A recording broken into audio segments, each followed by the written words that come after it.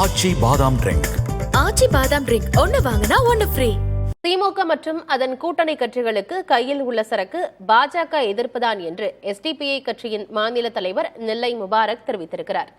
இஃப்தார் நோன்பு போன்ற நிகழ்வுகளில் தலைவர்கள் பங்கேற்பதால் மட்டும் வாக்குகள் கிடைத்துவிடாது என்றும் அவர் கூறியதை பேச்சு பேட்டி கருத்தில் பார்ப்போம்.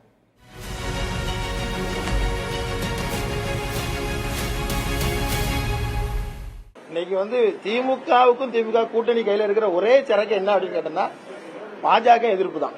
இந்த பாஜக எதிர்ப்புல நாங்க மட்டும்தான் மோனோபோலி என்று அவர்கள் நினைக்கிறார்கள். அப்படி இல்லை. இன்னும் சொல்வதாக இருந்தால் அதிமுக பாஜகவோடு போய்விட்டால் எல்லாருடைய உரிமையும் இல்லாமல் ஆக்கிடலாம். யாருக்கும் சீட்டு கொடுக்க தேவையில்லை. மொத்தத்தையும் நம்மளே எடுத்துக்கலாம்னு திமுக இன்னைக்கு நினைக்குது. எல்லாருக்கும் இன்னைக்கு அந்த அச்சம் இருக்கிறது. எனவேதான் பாஜக எதிர்ப்புன்னு யார் பேசினாலும், பாஜக எதிர்ப்புன்னா திமுக மட்டும் தான் பேசணுமா? ஏன் விஜய் பேசக்கூடாதா? வரக்கூடிய வேற யாரும் பேசக்கூடாதா? அதிமுக தலைவர் இல்ல அதுக்குள்ள கள்ள கூட்டணி இருக்கு. அதுக்குள்ள கள்ள கூட்டணி நல்ல கூட்டணி பாக்குறதுக்கு ஒரு பெரிய கம்பெனியே திமுக தான் வச்சிருக்கு. வேற யாரும் வைக்கல. பாஜக எதிர்ப்புல நான் சொல்றேன், உண்மையிலேயே திமுக கூட்டணி பாஜக எதிர்ப்புல ஆரோக்கியமா இருக்குன்னா வரக்கூடிய பாஜக எதிர்ப்பு பேசுகிற எல்லாத்தையும் வரவேற்கணுங்க. அதை விட்டுட்டு எல்லாருக்கும் அவன் என்ன மனசு நினைக்கிறான்னு சொல்லி இவருக்கு போய் எல்லாருடைய உள்ளத்தையும் கிழிச்சு பாக்குற கம்பெனி வச்சுக்கிற மாதிரி பண்ணுவது சரியல்ல. பாஜக அதிமுக கூட்டணி என்பது இல்லை என்பது அவங்க தெளிவா சொல்லிட்டாங்க. அதை இல்லாத கதையை திரிக்கிற நடவடிக்கை தான். நான் இப்ப சொல்ல வர விஷயம் என்னன்னா, சிறுபான்மை மக்களுடைய இந்த நிகழ்வுகளில் கலந்து கொள்வதன் மூலமாக சிறுபான்மை மக்களுடைய உணர்வு, ஏன்னா இன்னைக்கு சிறுபான்மை மக்கள் தான் மிக மோசமா பாதிக்கப்படுறாங்க. இன்னைக்கு ஒட்டுமொத்த இந்தியாவுக்குமே எதிரியாக சிறுபான்மை மக்களை நிறுத்துகிற ஒரு போக்கு இன்னைக்கு நடக்குது.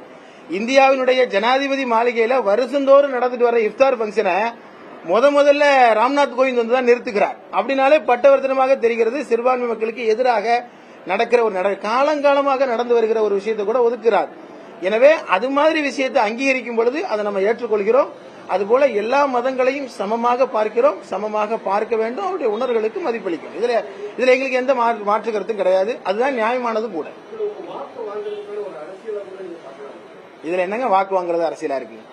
இதுல என்ன வாக்கு வாங்க? ஒரு நிகழ்ச்சியில போய் கலந்துகிட்டவனே ஓட்டு வாங்கிடலாம்னு சொன்னா இன்னைக்கு பல நிகழ்ச்சிகளுக்கும் போகக்கூட இன்னைக்கு பல பேரும் இன்னைக்கு முதலமைச்சரா இன்னைக்கு உட்கார்ந்துருக்கணும். அதெல்லாம் ஒண்ணு இல்லை. இது எல்லோரும் நாங்கள் கலந்து இருக்கிறோம். பொலிட்டிக்கல் பார்ட்டினா ஒரு மாஸ், அந்த மாசோட கலந்து நாங்களும் மக்களோட இருக்கிறோம் என்று சொல்லுவதும், அவங்களுக்கு உணர்வுகளை பகிர்ந்து கொள்வதும், அவர்களிடமிருந்து கிடைக்கிற விஷயங்களை பேரறிஞர் அண்ணா என்ன சொல்கிறார்? மக்களோடு செல்லு, மக்களிடமிருந்து கற்றுக்கொள், மக்களிடமிருந்து கிடைப்பதை பெற்றுக்கொள், அவர்களுக்காக நீ போராடு. அவ்வளவுதான் விஷயம். அவ அந்த மக்களோட தான். நீங்களும் அதுல ஒரு மக்கள் தான், நானும் ஒரு மக்கள் தான். எனவே மக்களிடமிருந்து கிடைப்பதை எடுத்துக்கொண்டு மக்களுக்காக போராடுகிறோம், மக்களுக்காக செயல்பட போகிறோம். அதிகாரத்துக்கு எங்களை தாருங்கள் என்று சொல்லுகிறோம். அதனால அதுல எந்த அரசியலும் எனக்கு இருப்பதாக தெரியல. அது நியாயமானது.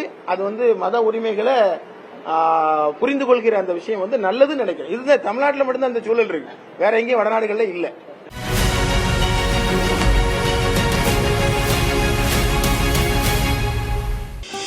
ஆச்சி பாதாம் ட்ரிங்க். ஆச்சி பாதாம் ட்ரிங்க் ஒன்னு வாங்கினா ஒன்னு ஃப்ரீ.